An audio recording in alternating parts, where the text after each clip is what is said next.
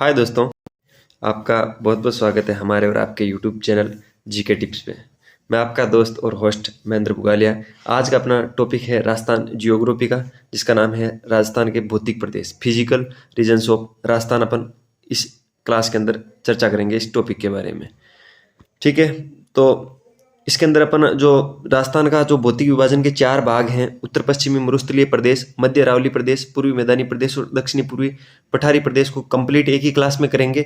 हो सकता है क्लास थोड़ी लंबी रहे, आप पूरी क्लास देखना। इसमें से राजस्थान का आप चाहे कोई सा भी एग्जाम दे रहे हो, आरएस दे रहे हो, एसआई दे रहे हो, एलडीसी, वीडियो, सीईटी, पटवार, वनपाल, वनरक्षक, कोई सा भी रीट हो गया, फर्स्ट ग्रेड, सेकंड ग्रेड, कोई सा भी एग्जाम दे रहे हो जिसमें राजस्थान जियोग्राफी है, ये टॉपिक 101% रहता है। राजस्थान के हर एग्जाम के अंदर ये टॉपिक आपने को देखने को मिलता है। हर कोई सा भी राजस्थान का एग्जाम है जिसमें राजस्थान जियोग्राफी है, जहां राजस्थान जियोग्राफी होगी ये टॉपिक कंपलसरी है। और मैं मानता हूँ राजस्थान जियोग्राफी का जो मेन राजस्थान जियोग्राफी है, जिसमें अपन इकोनॉमिक्स वाले चैप्टर को हटा दें तो 30 से 40% जो क्वेश्चन है इसी टॉपिक में से आता है। तो अपन 15-20 मिनट जितना भी टाइम लगता है इसके अंदर इस कंप्लीट टॉपिक को पढ़ते हैं। बहुत शानदार तरीके से शॉर्ट नोट्स हैं उसके माध्यम से पढ़ाऊंगा। शॉर्ट ट्रिक मैं आपको सारी यहाँ याद करवा देने की कोशिश करूंगा। ठीक है, चलिए क्लास को अपन शुरू करते हैं। राजस्थान के भौतिक प्रदेश बाय महेंद्र बुगालिया। आपको ये पीडीएफ है जो इंपॉर्टेंट फैक्ट लिखी हुई, और ये जो पीडीएफ है इंपॉर्टेंट, ये आपको मिलेगी अपने टेलीग्राम चैनल पे, जीके टिप्स के टेलीग्राम चैनल पे मिलेगी। जीके टिप्स का टेलीग्राम चैनल कैसे ज्वाइन करना वो आपको पता है। इस वीडियो के डिस्क्रिप्शन में मैं जीके टिप्स टेलीग्राम चैनल की लिंक दे दूंगा, जिस पर आप क्लिक करोगे तो आप अपने टेलीग्राम चैनल पे पहुंच जाओगे। अदरवाइज आप इस यूट्यूब चैनल के अबाउट सेक्शन में जैसे ही जाओगे, वहाँ टेलीग्राम का एक सिंबल मिलेगा, वहाँ क्लिक करते ही आप टेलीग्राम पे पहुंच जाओगे। नहीं तो आप टेलीग्राम पे जाके जीके टिप्स सर्च भी कर सकते हो। ठीक है, for RS, SI, LDC, CET, REET first grade, second grade, पटवार एंड अदर एग्जाम लिख रखे हैं।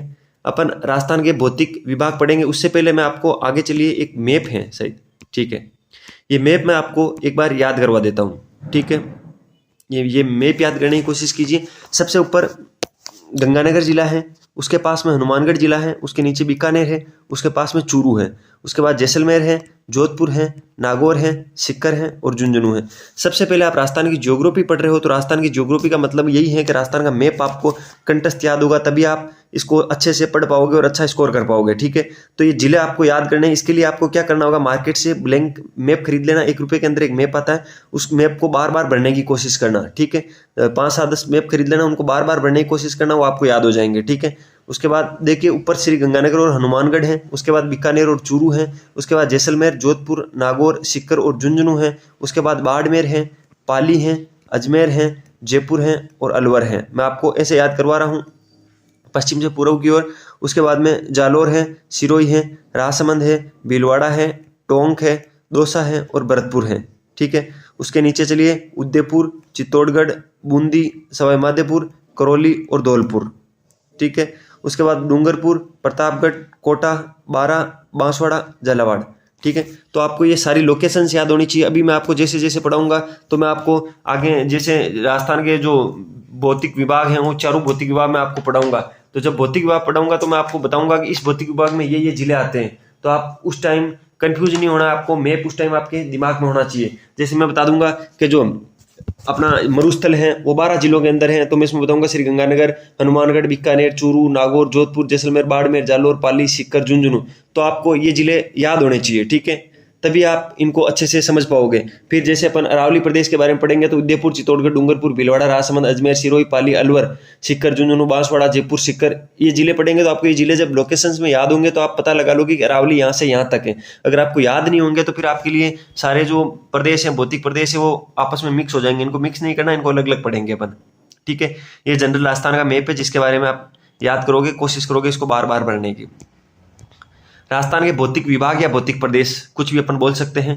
राजस्थान को भौतिक प्रदेश के हिसाब से 4 भागों में बांटा गया है। पश्चिमी रेतीला मैदान जिसको थार का मरुस्थल अपन बोलते हैं, उसके बाद अरावली प्रदेश है, उसके बाद पूर्व का मैदान है, उसके बाद दक्षिणी पूर्वी पठार है जिसको हाड़ौती का पठार भी बोलते हैं। ठीक है, तो राजस्थान को मुख्य रूप से 4 भौतिक विभागों में बांटा गया है। ठीक है, अब मैं आपको यहाँ पर एक चीज लिख रही है जिसको आप याद करने की कोशिश करना। राजस्थान के भौतिक प्रदेशों का उत्पत्ति की दृष्टि से क्रम, उत्पत्ति की दृष्टि से क्रम है। राजस्थान के जो भौतिक प्रदेश है उनमें सबसे पहले उत्पत्ति किसकी हुई, उसके बाद किसकी, उसके बाद किसकी, उसके बाद किसकी हुई। तो सबसे प्राचीनतम उत्पत्ति है वो अरावली की है, उसके बाद दक्षिणी पूर्वी पठार की है, उसके बाद पूर्वी मैदान है, उसके बाद पश्चिमी रेतीला मैदान है। चारों का क्रम याद होना चाहिए, कभी कभार पूछ लेता है सीधा सीधा, तो याद करोगे। सबसे प्राचीनतम अरावली है, उसके बाद दक्षिणी पूर्वी पठार है, उसके बाद पूर्वी का मैदान है, उसके बाद पश्चिमी रेतीला मैदान है। ठीक है, तो पहले तो जो पर्वतीय या पठारी प्रदेश है वो है, जिसमें अरावली का प्रदेश और दक्षिणी पठारी भाग हो गया। उसके बाद पूर्वी का मैदान है और लास्ट के अंदर मरुस्थल है। जो नवीनतम संरचना वो मरुस्थल है, पश्चिमी रेतीला मैदान या थार का मरुस्थल, चोलिस्तान जिसको पाकिस्तान में बोलते हैं, वही थार का मरुस्थल। ठीक है, ये मैप है, ये आपने पढ़ लिया। अब अपन एक एक भौतिक प्रदेश को पढ़ते हुए जाते हैं, जिसके अंदर मैं आपको इंपॉर्टेंट डाटा बता दूंगा भौतिक प्रदेश के। ये अगर आप पढ़ लेते हो तो इसमें से क्वेश्चन आने की पूरी संभावना रहेगी। मोटा मोटी चीजें हैं, जो मुख्य मुख्य चीजें हैं वो हैं इसके अंदर। ठीक है, भौतिक विभाग दे रखा है एक तरफ, उसके अंदर सम्मिलित जिले दे रखे। पहला जो भौतिक प्रदेश है वो है पश्चिमी रेतीला मैदान। पहला भौतिक प्रदेश है पश्चिमी रेतीला मैदान, जिसको थार का मरुस्थल बोलते हैं। जिसको क्या बोलते हैं? थार का मरुस्थल बोलते हैं। ठीक है, थार के मरुस्थल और जो पश्चिमी रेतीला मैदान है उसको वापस दो भागों में बांटा गया है, जिसके अंदर एक तो है महान भारतीय मरुस्थल और दूसरा है राजस्थान बांगर। ठीक है, राजस्थान बांगर का मतलब है जो जहां पर मरुस्थल के अंदर नदियां बहती हैं वो राजस्थान बांगर का प्रदेश है। राजस्थान बांगर प्रदेश को फिर से चार भागों में बांटा गया, जो गग्गर का मैदान, शेखावाटी प्रदेश, नागौरी उच्च भूमि और लूणी बेसिन, चार भागों में बांटा गया। और जो महान भारतीय मरुस्थल है उसको मरुस्थलीय और बालू का स्तूप मुक्त प्रदेश बोलते हैं।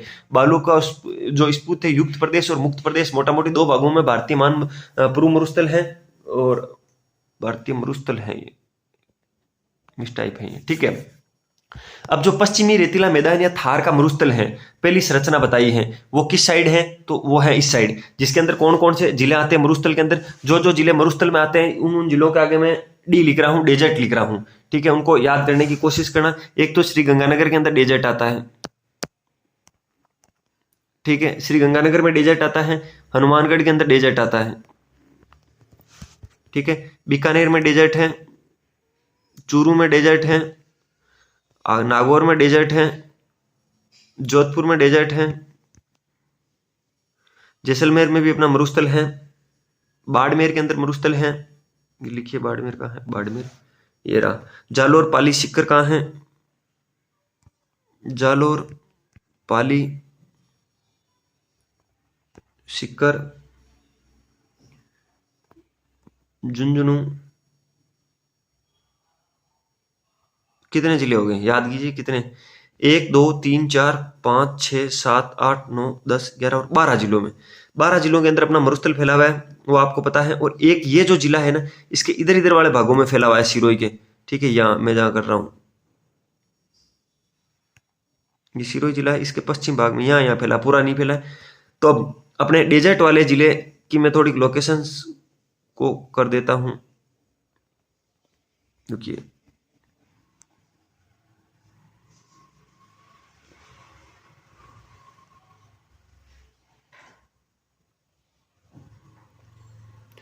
मोटा मोटी थार के मरुस्थल के लिए ये लाइन आप खींच सकते हो।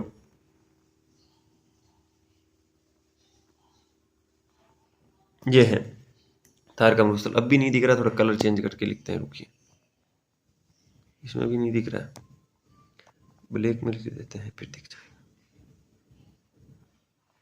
ठीक है, ये जो जिले हैं इधर के, ये आते हैं थार के मरुस्थल के अंदर, जिसको पश्चिमी रेतीला मैदान बोलते हैं। उसमें 12 जिले आते हैं, श्री गंगानगर, हनुमानगढ़, बीकानेर, चूरू, नागौर, जोधपुर, जैसलमेर, बाड़मेर, जालोर, पाली, सीकर और झुंझुनू। ये 12 जिले आते हैं, जिसके अंदर एक सिरोही जिला और है जिसका केवल पश्चिमी भाग आता है, पूरा जिला नहीं आता है। ठीक है, अब इसके बारे में कुछ मैं आपको फैक्ट यहाँ पर लिखवाता हूँ, जिनको आप याद करने की कोशिश कीजिए। ये जो है थार का मरुस्थल या ये जो मैदानी भाग है,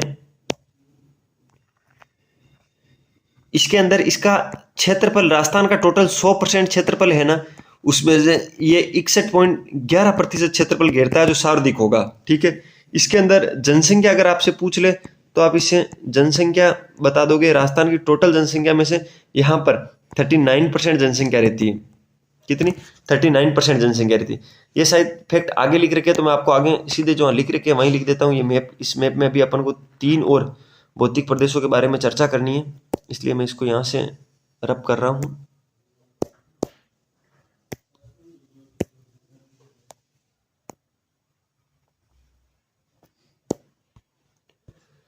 चलिए इसके अंदर पढ़ लेते हैं। ये 12 जिले मैंने आपको लिख दी हैं। इसके अंदर एक अगर आप एडिट करना चाहो तो मैं आपको एक चीज और लिखवा देता हूँ। बाड़मेर, जैसलमेर, बीकानेर, जोधपुर, पाली, जालोर, सीकर, 2 2 4 2 6 2 8 2 10 2 12। ठीक है, और इसके अंदर अगर आप लिखना चाहो तो आप ये भी लिख सकते हो, सिरोही जिले का उत्तरी पश्चिमी भाग, सिरोही जिले का उत्तरी पश्चिमी भाग भी लिख लो आप। लेकिन जब कभी क्वेश्चन में पूछा जाएगा ना, तो थार का मरुस्थल या पश्चिमी रेतीला मैदान कितने जिलों के अंदर, तो आप उसके अंदर 12 सही करोगे। ठीक है, ये था। अब इनकी कुछ विशेषताएं आपको मैं बता देता हूं जो आपको याद रखनी है, जिसमें से सीधा सीधा विशेषताओं में से यही क्वेश्चन आएगा। ठीक है, पश्चिमी रेतीले मैदान के बारे में विशेषता है, जिसको थार का मरुस्थल बोलते हैं। ठीक है, डेजर्ट ऑफ थार, जिसका क्षेत्रफल 61.11% है। इस क्षेत्रफल 61.11% का मतलब मैं आपको लिखवा देता हूं। इसका मतलब होता है कि राजस्थान का जितना भी क्षेत्रफल है, 100% जो क्षेत्रफल है उसमें से 61.11% सर्वाधिक क्षेत्रफल रखता है। इसमें 39% जनसंख्या निवास करती है। राजस्थान की 100% जनसंख्या में से 39% जो जनसंख्या है वो पश्चिमी रेतीले मैदान या थार के मरुस्थल में निवास करती है। यहाँ पर 20 से 50 सेंटीमीटर वर्षा होती है। यहाँ वर्षा कितनी होती है? 20 से 50 सेंटीमीटर होती है। वैसे जो ये पश्चिमी रेतीला मैदान है उसको 2 भागों में बांटा गया, जिसके अंदर एक 25 सेंटीमीटर वर्षा रेखा और जाती है जो पाकिस्तान के पास के अंदर जैसलमेर बाड़मेर से होकर निकलती है। वो मैंने आपको बताई नहीं, वो इतना इंपॉर्टेंट नहीं है। आप यही याद रखोगे, वर्षा 20 से 50 सेंटीमीटर के बीच में होती है। ठीक है, वर्षा 20 से 50 सेंटीमीटर में। जहां पर वर्षा कम होगी तो वहां पर आपको पता है ड्राई कंडीशन होगी, शुष्क परिस्थितियां होगी, तो जलवायु भी शुष्क व अत्यधिक विषम है। अत्यधिक विषम का मतलब है कभी कभार वर्षा ज्यादा हो, कभी बार बारिश होती है, कभी कभार बिल्कुल भी नहीं होती है, तो विषम है और शुष्क है। ड्राई कंडीशन है, जो जलवायु है, क्लाइमेट है, वो ड्राई है। ठीक है, शुष्क है, याद रखना। मिट्टी है तो मरुस्थल में कौन सी मिट्टी हो सकती है? धोरों में तो रेतीली बलुई मिट्टी है, रेतीली बलुई मिट्टी है। वर्षा 20 से 50 सेंटीमीटर होती है। राजस्थान के कुल क्षेत्रफल का 61.11% इसके अंदर है। जो सर्वाधिक है, जनसंख्या 39% रहती है। जलवायु शुष्क व विषम है। इसके तापमान के बारे में आपको बता देता हूँ। उच्चतम तापमान 49 डिग्री सेंटीग्रेड है, न्यूनतम तापमान -3 डिग्री सेंटीग्रेड है। मतलब गर्मियों में तापमान 49 डिग्री सेंटीग्रेड तक चला जाता है, जबकि सर्दियों में -3 डिग्री सेंटीग्रेड तक चला जाता है। तापमान भी एक इसका फैक्टर है जिसको आप अच्छे से याद रखोगे। यहाँ कौन कौन सी प्रमुख फसलें होती हैं पश्चिमी रेतीले मैदान के अंदर, कौन कौन सी प्रमुख फसलें होती है वो मैं आपको बता देता हूँ। एक तो बाजरा होता है, एक मोठ होता है, एक गंवार होता है, एक तिल होता है, एक मूंग होता है, चना, गेहूं, सरसों और रसदार जो फल है, रसदार फल है जो यहाँ अपने गंगानगर हनुमानगढ़ यहाँ पर होते हैं। ठीक है, तो प्रमुख फसलें आपको याद रखनी है, बाजरा, मोठ, गंवार, तिल, मूंग, चना, गेहूं, सरसों और रसदार फल। यहाँ पर वनस्पति कौन कौन सी होती है, मतलब पेड़ पौधे कौन कौन से होते हैं? एक तो बबूल होता है, बबूल बहुड़िया जिसको बोलते हैं अपन, खेजड़ी होती है, केर होता है, बेर होता है। केर की अपन जो सब्जी बनाते हैं, बेर तो आप जानते ही हो, खीप होता है, फोग होता है, और सेवण व दामन घास होती है। सेवण व दामन घास होती है, वेरी वेरी इंपॉर्टेंट है। दोनों घासें आप याद रखोगे, सेवण और दामन घास। जो राजस्थान के अंदर जो जल पट्टी बनी हुई है जैसलमेर के आसपास, जो थार के रेगिस्तान के अंदर, वहां पर सेवण और दामन घास पाया जाता है। और जो गोडाउन है अपना राष्ट्रीय पक्षी है, उसका शरण स्थली भी है। ठीक है, तो आप इसको ध्यान रखोगे। इसकी ढलान आपको याद रखनी है। ढलान क्या है? ढलान मतलब इसके अंदर जब पानी को ड्रॉप किया जाता है तो किस ओर ये पानी बहता है? पूर्व से पश्चिम, उत्तर से दक्षिण। पूर्व से पश्चिम, उत्तर से दक्षिण में आपको यहाँ समझा देता हूं। पूर्व से पश्चिम का मतलब तो होता है इधर। ठीक है, उत्तर से दक्षिण मतलब इधर। और आगे क्या लिखा है? पूर्व से पश्चिम, उत्तर से दक्षिण, उत्तर से पूर्व, दक्षिण से पश्चिम। उत्तर से पूर्व, उत्तर से पूर्व और दक्षिण से पश्चिम। समझे ढाल कैसी है? ढाल मोटा मोटी पश्चिम की ओर ही जाती हुई ढाल है। किधर की ओर? पश्चिम की ओर जाती हुई ढाल है। आप इसको दिशाएं बिल्कुल ध्यान रखना। दिशाओं के बगैर राजस्थान जियोग्राफी में कुछ भी नहीं है। उत्तर दक्षिण है, ये पूर्व है, ये पश्चिम है। ठीक है, ये यहां पर उत्तर पूर्व है, उत्तर पूर्व है, यहां पर उत्तर पश्चिम है, ये दक्षिण पश्चिम है, और ये दक्षिण पूर्व है। ठीक है, दिशाओं का ज्ञान बिल्कुल होना चाहिए। तो ढाल आपको मैंने बता दी है, इस ढाल को याद करने की कोशिश करना। ठीक है, ऐसे ये याद नहीं होगी जब दिशाओं को केवल पढ़ोगे, तो आप वो मैंने मैप में जो एरो लगाए हैं वहां से पढ़ने की कोशिश करना, तो आपके समझ में आ जाएगी। यहाँ पर नदियां कौन कौन सी बहती है पश्चिमी रेतीले मैदान में? नदियां कौन कौन सी बहती है? तो लूणी नदी बहती है, और उसकी सहायक नदियां कांकड़ी, कांतली और गग्गर नदी बहती है। गग्गर नदी आपको पता है ऊपर हनुमानगढ़, गंगानगर, जो पाकिस्तान के फोर्ट अब्बास तक जाती है। इन नदियों के बारे में अगर आपको एक एक चीज के बारे में डिटेल में पढ़ना हो तो आप मुझे कमेंट में बता देना। राजस्थान की कौन कौन से सब्जेक्ट, राजस्थान की ज्योग्राफी में कौन कौन से टॉपिक है जिनमें आपकी दिक्कत आ रही है, मैं उनको डिटेल में भी पढ़ा दूंगा। अभी ये एक जनरल टॉपिक है, राजस्थान का भौतिक स्वरूप, जिसमें से क्वेश्चन अपनी इस पीडीएफ में से फंस जाएगा। ठीक है, यहाँ पर कुछ नहरें हैं, और ये करवाने के बाद मैं आपको कुछ एक परिप्रेक्ष्य भी बताऊंगा इसमें लिखने का क्या क्या चीजें मैंने लिखी हैं और क्यों लिखी है।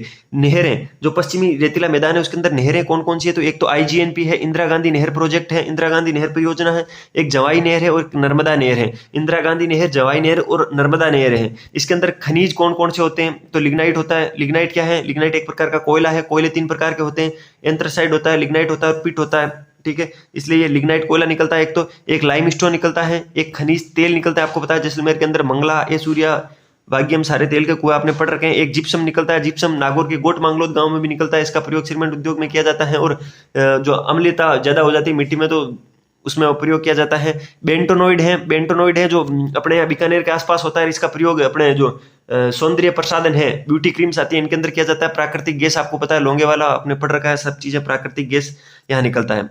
ये 33 सागर का अवशेष है। इसका मतलब क्या होता है, इसका मतलब होता है, यहाँ जगह रही मैं आपको बता देता हूँ। जो राजस्थान है, राजस्थान का निर्माण जीटी से हुआ है। जीटी मॉल जो जयपुर में, उससे नहीं हुआ है। जीटी का मतलब एक, इसका मतलब तो है गोडाउना लैंड, गोडाउना लैंड। और टी का मतलब यहाँ है 33 सागर। क्या है, 33 सागर। तो दो चीजों से राजस्थान का निर्माण हुआ है, जीटी, ठीक है, गोडाउना लैंड और 33 सागर से, ठीक है। अब मैं आपको बता देता हूं, जितनी भी समतल आकृति है राजस्थान के अंदर वो 33 सागर का अवशेष है। इसका मतलब हुआ एक तो पश्चिमी रेतीली मैदान, पश्चिमी रेतीले मैदान, ठीक है सर, एक तो ये हो गए। दूसरा कौन सा है, दूसरा आपका जो पूर्वी का मैदान है, वो भी तो एक मैदानी प्रदेश है, पूर्वी मैदान। जहां जहां मैदानी प्रदेश है, केवल 2 ही मैदानी प्रदेश है राजस्थान के अंदर, वो 33 सागर के अवशेष है। जितने भी अरावली या पठारी प्रदेश है वो सारे गोडाउना लैंड के भाग हैं। इसका मतलब कौन कौन से भाग हैं, एक तो अरावली हो गया, ठीक है, अरावली प्रदेश हो गया। दूसरा हमारे सर यहाँ पर कौन सा है, तो वो है दक्षिणी पूर्वी पठार, दक्षिणी पूर्वी पठार, ठीक है, जिसको अपन हाड़ौती का पठार बोलते हैं। जहां पर्वत और पठार होगा वो गोडाउना लैंड के भाग होंगे, जहां पर समतल मैदान होगा वो 33 सागर का अवशेष होगा। तो पश्चिमी रेतीले प्रदेश के बारे में अपन जानकारी ले रहे हैं और इसमें यही लिखा है 33 सागर का अवशेष है। क्यों लिखा है, इसका रीजन मैंने आपको बता दिया। विश्व में सर्वाधिक जनघनत्व वाला और जैव विविधता वाला मरुस्थल है। सबसे ज्यादा जनसंख्या घनत्व वाला मरुस्थल यही है, भारतीय महान मरुस्थल, जिसको अपन बोलते हैं महान भारतीय मरुभूमि या भारतीय महान मरुस्थल बोलते हैं। थार का मरुस्थल, जिसको पाकिस्तान में चोलिस्तान बोलते हैं, जो 100% थार का मरुस्थल है उसमें से 85% है जो राजस्थान में है। और राजस्थान में जो 85% है उसका 62% राजस्थान के अंदर है। और राजस्थान के कुल क्षेत्रफल का 61.11% भाग है जो मरुस्थल का है, ठीक है। तो इसके अंदर सबसे ज्यादा जनघनत्व का मतलब है 1 किलोमीटर के अंदर कितने लोग रहते हैं वो वहां का जनघनत्व होता है। तो सबसे ज्यादा जनघनत्व वाला मरुस्थल है। सबसे ज्यादा बायोडाइवर्सिटी पाई जाती है, सबसे ज्यादा जैव विविधता पाई जाती है। जीवों की अलग अलग प्रजातियां को जैव विविधता से डेफिनेट करते हैं, वो आपने इकोलॉजी में पढ़ लिया होगा। तो जैव विविधता सबसे ज्यादा यहाँ पाई जाती है। और यहाँ पर झीलें कौन कौन सी है वो आप पढ़ लेना। एक तो सांबर झील है, सांबर झील के बारे में आप जानते हो कहां पर है, नागौर और जयपुर की सीमा के बीच में है। एक पंचभद्रा झील है, पंचभद्रा झील के बारे में भी जानते हो, बाड़मेर के अंदर पंचभद्रा झील है, जहां पर खारवाल जाति के लोग मोरली जाड़ी से नमक का उत्पादन करते हैं, जिसके अंदर 99% तक सोडियम क्लोराइड होता है। सबसे उच्च क्वालिटी का नमक निकलता है पंचभद्रा झील के अंदर। डीडवाना झील है, आपको पता है, जहां पर सोडियम क्लोराइड की मात्रा बहुत कम होती है, उसकी जगह सोडियम सल्फेट होता है और ये नमक खाने योग्य नहीं है। और ये जो अपने उद्योग है, कांच उद्योग हो गया, चमड़ा उद्योग है, उसके अंदर प्रयोग में होता है। डीडवाना आप जानते हो। लूणकरनसर जानते हो, लूणकरनसर कहां पर है, लूणकरनसर बीकानेर के अंदर है, जिसको राजस्थान का राजकोट बोलते हैं, ठीक है। तो यहां पर भी खारे पानी की झीलें हैं। जब खारे पानी की झीलें हैं और इनसे नमक प्राप्त किया जाता है, ये चारों, ठीक है। इसके वर्षा काल के अंदर जब छोटी पलाय झीलें बनती है, जिन्हें रन या टाट कहते हैं, वर्षा काल के अंदर क्या होता है, मरुस्थल के अंदर कहीं भी खड्डा होता है तो वहां पानी भर जाता है। जब पानी में सूखता है तो वहां से नीचे से थोड़ा टाइट सा बन जाता है, जिसको रन या टाट बोलते हैं, जिनको पलाया झीलें भी बोलते हैं, रन या टाट बोलते हैं, ठीक है। ये चीज आपको ध्यान रखना है। ये अपना एक जो फिजिकल डिवीजन है, पश्चिमी रेतीला मैदान, यहाँ समाप्त होता है। उसके आगे चलते हैं दूसरे फिजिकल डिवीजन पर। दूसरा जो फिजिकल डिवीजन है वो पढ़ते हैं अपन हम, अरावली। दूसरा अरावली है। अरावली का भी उपविभाजन किया गया है, मतलब अरावली को और कितने भागों में बांटा गया है, तो अरावली को 4 भागों में बांटा गया है। जो आप 4 भाग याद रखोगे कौन कौन से हैं। एक तो उत्तरी पूर्वी अरावली है। उत्तरी पूर्वी अरावली का मतलब आप समझ गए होंगे। उत्तरी पूर्वी अरावली, अगर आपको थोड़ा बहुत भी दिशाओं का ज्ञान है तो आप समझ आओगे कि यहाँ की अरावली की बात की जा रही है। ये उत्तरी पूर्वी अरावली के अंदर आएगी, ठीक है। उसके नीचे क्या है, मध्य अरावली, जो उत्तरी पूर्वी अरावली और मेवाड़ की पहाड़ियों के बीच के अंदर जो अरावली है वो मध्य अरावली है। उसके बाद आती है मेवाड़ की पहाड़ियां, वे बोराट का पठार आता है, और चौथा आता है आबू खंड, आबू पर्वत खंड। ठीक है, तो राजस्थान के अरावली को 4 भागों में बांटा गया है, जिसके अंदर पहला भाग है उत्तरी पूर्वी अरावली प्रदेश, दूसरा भाग है मध्य अरावली, तीसरा भाग है मेवाड़ की पहाड़ियां, वे बोराट का पठार, और चौथा भाग है आबू पर्वत खंड। अब ये जो अपनी अरावली है वो किन किन जिलों के अंदर फैली हुई है, तो आप याद रखोगे, अरावली उदयपुर, चित्तौड़गढ़, डूंगरपुर, भीलवाड़ा, राजसमंद, अजमेर, सिरोही, पाली, अलवर, सीकर, झुंझुनू, बांसवाड़ा, जयपुर, इन जिलों में फैली हुई है। ठीक है, सीकर जिले के अंदर ये आंशिक भूभाग में फैली हुई है। बाकी अरावली के जिले आपको याद होने चाहिए, वेरी वेरी इंपॉर्टेंट है, और अरावली के ये 4 जो भाग हैं वो इंपॉर्टेंट है। वैसे जब अपन कोई भी राजस्थान जियोग्राफी का कोई भी अपन आंसर लिखते हैं, तो मैं आपको यहां से आप ब्रीफ में इस पैराग्राफ से एक आइडिया ले सकते हो। जैसे आप आरएस मेंस का एग्जाम दे रहे हो, जिसके अंदर आपसे किसी भी प्रदेश के बारे में उसकी विशेषता पूछी जाती है, या कोई भी चीज के बारे में उसकी विशेषता पूछी जाती है, तो जियोग्राफिक रूप से इसका आंसर देने के लिए आपको ये चीजें आनी चाहिए। एक, वहां का क्षेत्रफल लिखोगे, जनसंख्या लिखोगे, वर्षा क्या है, वहां का क्लाइमेट क्या है, वहां की मिट्टी क्या है, वहां का टेम्परेचर क्या है, वहां फसलें कौन कौन सी होती है, वहां वनस्पति क्या है, उस प्रदेश की अगर ढाल है तो ढाल क्या है, वहां पर नहरें कौन सी बहती है, वहां पर नदियां कौन सी बहती है, वहां पर खनिज कौन से निकलते हैं, और कोई इंपॉर्टेंट जो एक कोई नोट हो तो वो आप डाल सकते हो। ठीक है, तो ये चीजें आपको लिखनी होगी। इसी हिसाब से मैंने इन चीजों को लिखा है, जिसको आप समझ के कुछ मोटा मोटी आइडिया लिख सकते हो।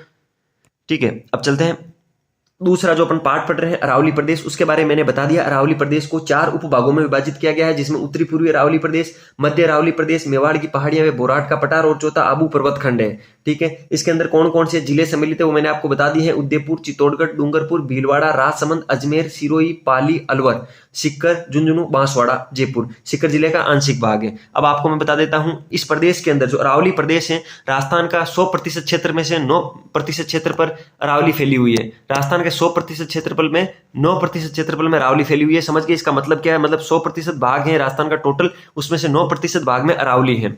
ठीक है, 100% जनसंख्या में से 11% जनसंख्या है जो अरावली में निवास करती है। राजस्थान की 100% जनसंख्या में से 11% जनसंख्या जो अरावली में निवास करती है। अरावली में वर्षा 50 सेंटीमीटर से 90 सेंटीमीटर के बीच में होती है। अरावली में जो वर्षा है वो 50 सेंटीमीटर से 90 सेंटीमीटर के बीच में होती है। जलवायु उपाद्र होती है, जलवायु उपआद्र होती है। मैंने पश्चिमी रेतीला मैदान या जब थार का मरुस्थल पढ़ाया था तो वहां मैंने बताया था कि जो राजस्थान का टोटल क्षेत्रफल है उसमें से 61.11% क्षेत्र में थार का मरुस्थल या पश्चिमी रेतीला मैदान है। 39% जनसंख्या रहती है, 20 से 50 सेंटीमीटर वर्षा होती है। जलवायु वहां मैंने शुष्क बताई थी, यहाँ उपाद्र है। इसके आगे जो भाग आएगा उसमें आद्र आएगी, और उसके आगे जो भाग आएगा उसमें अति आद्र आएगी। इससे आप एक चीज लगा सकते हो, जब राजस्थान के उत्तर पश्चिम से लेकर दक्षिण पूर्व की ओर जाते हैं तो वर्षा का ग्राफ बढ़ता जाता है। ठीक है, ये आपको याद रखनी है इस लाइन को। ठीक है, मिट्टी कौन कौन सी है? तो अरावली के अंदर एक तो काली भूरी मिट्टी है, एक भूरी लाल मिट्टी है, एक कंकरीली मिट्टी है। आपको पता है अरावली पर्वत है तो कंकरीली मिट्टी यहाँ पाई जाएगी। इसके साथ आप याद रखोगे काली भूरी या भूरी लाल। यहाँ पर प्रमुख फसलें क्या होती है? तो जो ये अरावली की ढाल है उसके अंदर केवल इन ढालों पर एक ही फसल होती है, वो है मक्का की फसल। किसकी फसल? मक्का की, जिसको मेज बोलते हैं इंग्लिश में। मेज मक्के की फसल होती है यहाँ पर। और वनस्पति कौन सी? आद्र उपाद्र वनस्पतियां होगी। ठीक है, क्योंकि यहाँ पर आद्र या उपाद्र जलवायु पाई जाती है तो ऐसी इन पर वनस्पति होगी। ठीक है, नदियां। सबसे ज्यादा अगर अरावली के बारे में आपसे कुछ पूछे कि अरावली के फायदे पूछ लिए जाए तो आप क्या बताओगे? अरावली के फायदों में क्या लिखोगे? यहाँ एक तो खनिज पाया जाता है, एक राजस्थान की जलवायु के लिए फायदेमंद है। ठीक है, नुकसान के अंदर भी जलवायु डाल सकते हो। बाकी मरुस्थल के मार्च, जो मरुस्थल पश्चिम से पूर्व की ओर फैल रहा है, जिसको मरुस्थल जब फैलता है तो उसको मरुस्थल का मार्च बोलते हैं, मरुस्थल के मार्च को रोकती है। ठीक है, यहाँ पर बहुत सारी नदियों का ओरिजन है, बहुत सारी नदियों का उद्गम होता है, बहुत सारे खनिज पाए जाते हैं। इन चीजों को लिखोगे तो यही चीजें इसके अंदर लिख रखी है। इसके अंदर मैंने आपको अरावली में बता दिया है, अरावली का क्षेत्रफल है राजस्थान के क्षेत्रफल का 9% है। 11% जनसंख्या रहती है। वर्षा 50 से 90 सेंटीमीटर के बीच में होती है। जलवायु उपाद्र होती है। मिट्टी काली भूरी, भूरी लाल या कंकरीली है। प्रमुख फसलें हैं जो मक्का है। वनस्पति आद्र उपाद्र वनस्पतियां हैं। यहां से नदियां कौन कौन सी निकलती हैं? तो अरावली के पूर्व की ओर से बनास नदी, कोठारी नदी, खारी नदी, बेड़च नदी, ये नदियां निकलती हैं। खारी नदी जब अजमेर से निकलती है तब तो ये मीठी होती है, लेकिन जब बालोतरा बाड़मेर में जाती है तो खारी हो जाती है। ठीक है, इसको आधी खारी आधी मीठी भी बोलते हैं। तो बनास, कोठारी, खाड़ी और बेरज नदियां इसके अंदर बहती हैं। अरावली पर्वतमाला दोनों ओर से 50 सेंटीमीटर की समवर्षा रेखा पश्चिमी रेगिस्तान और दक्षिणी पूर्वी मैदान के बीच जल विभाजक का कार्य करती है। ये इंपॉर्टेंट लाइन है, इसको आप स्टार कर लो। जो राजस्थान की जो जल विभाजक रेखा है वो अरावली को बोलते हैं, क्योंकि ये 50 सेंटीमीटर समवर्षा रेखा है। उससे जब पश्चिम में अपन जाएंगे तो मरुस्थल आ जाएगा, 50 सेंटीमीटर से कम वर्षा होगी, और 50 इससे अगर पूर्व के अंदर जाते हैं तो फिर वर्षा की मात्रा बढ़ जाती है। तो ये एक जल विभाजक रेखा का कार्य करती हैं। अरावली पर्वतमाला है वो प्री कैम्ब्रियम काल में उत्पन्न हुई है और गोंडवाना लैंड का अवशेष है। प्री कैम्ब्रियम काल है और गोंडवाना लैंड का अवशेष है। ये तो आप समझ गए होंगे गोंडवाना लैंड का अवशेष क्यों है। ठीक है, मैंने आपको बताया था, अभी बताया था मैंने, देखिए आप ऊपर देखिए, कहाँ बताया था, यहाँ बताया था मैंने, बताया था कोई भी इस्तेलाह करती हैं वो, अगर मान लो कि जीटी से निर्मित है राजस्थान, गोंडवाना लैंड और 33 सागर से, जो रेतीला या समतल मैदान होगा तो 33 सागर का होगा। इसीलिए मैंने पश्चिम में रेतीला मैदान पढ़ाया था, थार का मरुस्थल पढ़ाया, तो मैंने बताया था कि ये 33 सागर का अवशेष है। अब अपन अरावली पढ़ रहे, मैंने बताया था जो जो पर्वतीय या पठारी प्रदेश होगा वो अरावली जो गोंडवाना लैंड का भाग होगा, और अरावली एक पर्वतीय या पठारी प्रदेश है तो ये गोंडवाना लैंड का भाग है। तो इसी हिसाब से यहाँ पर ये लिख रखा है गोंडवाना लैंड का अवशेष है। अब कैम्ब्रियम प्री कैम्ब्रियम काल क्या है, मैं आपको, अगर आप चाहते हो आपको जियोलॉजिकल टाइम स्केल अगर याद नहीं हो रही है तो आप मुझे बताना, ये जियोलॉजिकल टाइम स्केल के अकॉर्डिंग काल आते हैं, प्री कैम्ब्रियम काल, जितने भी काल आप पढ़ते हो। ठीक है, तो वो कैसे आते हैं उनके लिए बहुत बड़ा चार्ट है, जिसको अगर आपको याद करना हो आप मुझे कमेंट बॉक्स में बता देना, मैं आपको जियोलॉजिकल टाइम स्केल पढ़ा दूंगा। भूगर्भीय समय सारणी जिसको हिंदी में बोलते हैं वो मैं आपको पढ़ा दूंगा, आप मुझे कमेंट बॉक्स में बता देना, यहाँ बताना वो मुश्किल होगा। ठीक है, नेक्स्ट क्वेश्चन पे चलते हैं। अरावली विश्व की प्राचीनतम वलित पर्वतमाला है, ये फैक्ट भी एक अच्छा फैक्ट है।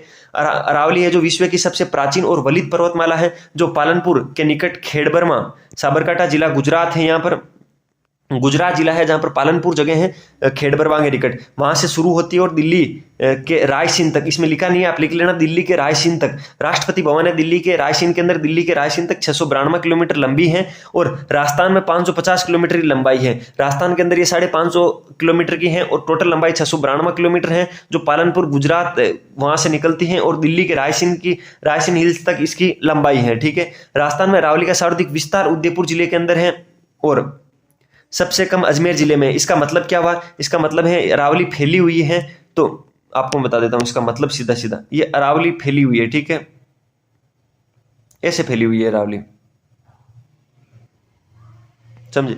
तो यहां पर अजमेर है, मतलब सबसे सक्रिय अरावली है वो है अजमेर जिले के अंदर, और सबसे जो चौड़ी अरावली है वो है उदयपुर जिले के अंदर। अब इसका मतलब आप समझ गए होंगे। ठीक है, अरावली की सबसे ऊंची चोटी गुरु शिखर है, 1722 या 1727 किलोमीटर लिखा होता है, कहीं कहीं 1722 होता है, कहीं कहीं 1727 होता है। उसका रीजन है वहां 5 मीटर का एक कोई मंदिर बना हुआ है, अगर उसको सम्मिलित किया जाए तो 1727 से, अदरवाइज 1722 से। शेर है देलवाड़ा सिरोही के अंदर है, जरगा उदयपुर के अंदर है, अचलगढ़ सिरोही के अंदर है। ये कुछ अरावली की ऊंची चोटियां हैं जिनको आपको याद करना है। ठीक है, नेक्स्ट क्वेश्चन पे नेक्स्ट अपन चलते हैं भौतिक विभाग में। 2 भौतिक विभाग आपने अच्छे से पढ़ लिए, पहला पढ़ा आपने पश्चिमी रेतीली मैदान, दूसरा पढ़ा अरावली प्रदेश। अब पढ़ते हैं अपना तीसरा भौतिक प्रदेश है जिसका नाम है पूर्वी मैदान। ठीक है, पूर्व के मैदान के बारे में अपन चर्चा लेंगे। पूर्व के मैदान को 4 भागों में बांटा गया है। पूर्व का जो मैदान है उसको 4 भागों में बांटा गया है। एक बाणगंगा का बेसिन है, एक चंबल बेसिन है, एक बनास बेसिन है, एक माही बेसिन है। यहाँ पर केवल 4 नदियां हैं, ये जो इंपॉर्टेंट उन नदियों के हिसाब से 4 बेसिनों के अंदर पूर्वी के मैदान को बांटा गया है, जिसमें Banganga basin, Chambal basin, Banas basin और माही बेसिन के नाम से जानते हैं। इसके जिले आप याद कर लीजिए, इसके जिले हैं भरतपुर, धौलपुर, करौली, सवाई माधोपुर, टोंक, चित्तौड़गढ़, प्रतापगढ़, बांसवाड़ा, भीलवाड़ा, दौसा, अजमेर, जयपुर, अलवर व बूंदी जिले। इसके अंदर ये जिले आते हैं जिनको आप याद रखोगे, भरतपुर, धौलपुर, करौली, सवाई माधोपुर, टोंक, चित्तौड़गढ़, प्रतापगढ़, बांसवाड़ा, भीलवाड़ा, दौसा, अजमेर, जयपुर, अलवर व बूंदी जिले। ठीक है, इन जिलों को आप याद कर लेना, इंपॉर्टेंट जिले हैं सारे। जो फिजिकल डिवीजन है उनके अगर आप जिले याद कर लेते तो ऑटोमेटिक आपको मैप याद हो जाएगा। इनके उप विभाजन भी आप याद करना इंपॉर्टेंट है। पूर्वी के मैदान को 4 भागों में बांटा गया है। मैं शुरू से आपको एक बार बता देता हूँ, पश्चिमी रेतीला मैदान है उसको 2 भागों में बांटा गया था, मान भारतीय मरुभूमि और राजस्थान बांगर के नाम से। अरावली है उसको 4 भागों में बांटा गया था, उत्तरी पूर्वी अरावली प्रदेश, मध्य अरावली प्रदेश, मेवाड़ की पहाड़ियां में बोराट का पठार जिसको बोलते हैं, और आबू पर्वतखंड। पूर्वी मैदान है उसको 4 भागों में बांटा गया, Banganga basin, Chambal basin, Banas basin और माही बेसिन।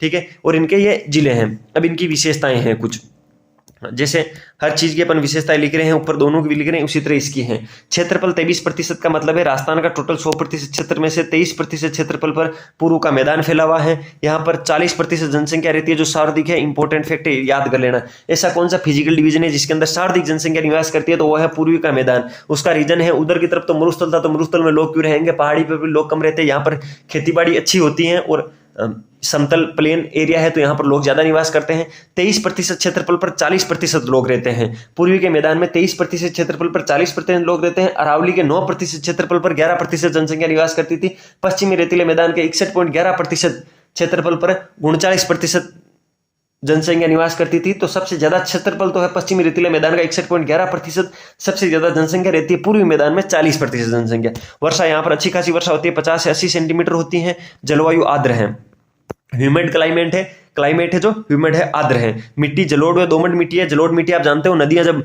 अपना पानी बहा के लाती है तो उसके साथ में जो नीचे मिट्टी लाती है उसको जलोढ़ मिट्टी बोलते हैं। तो मिट्टी जलोढ़ व दोमट है। सर्वाधिक जनसंख्या घनत्व वाला क्षेत्रफल है। उसमें भी मैंने आपको लिखवाया था, आपने क्या लिखवाया था सर? सबसे ज्यादा जनघनत्व है। तो सबसे ज्यादा जनघनत्व वहां जब पश्चिमी रेतीले मैदान में लिखवाया था तो वहां लिखवाने का परिप्रेक्ष्य मेरा यह था कि जितने भी मरुस्थल है उनमें से इस मरुस्थल में सबसे ज्यादा जनघनत्व रहता है। और राजस्थान के परिप्रेक्ष्य में देखें तो सर्वाधिक जनसंख्या घनत्व वाला जो विभाग है वो पूर्वी का मैदान है। ठीक है। प्रमुख फसलें कौन कौन सी हैं? तो यहाँ गेहूं होता है, जौ होता है, सरसों होता है, चना होता है, दालें होती है, बाजरा होता है, ज्वार होता है, मूंगफली होता है, गन्ना होता है। ढलान पूर्व की ओर है, याद रखना, पूर्व की ओर ढलान है। इसका मतलब क्या हुआ? ये राजस्थान का मैप है।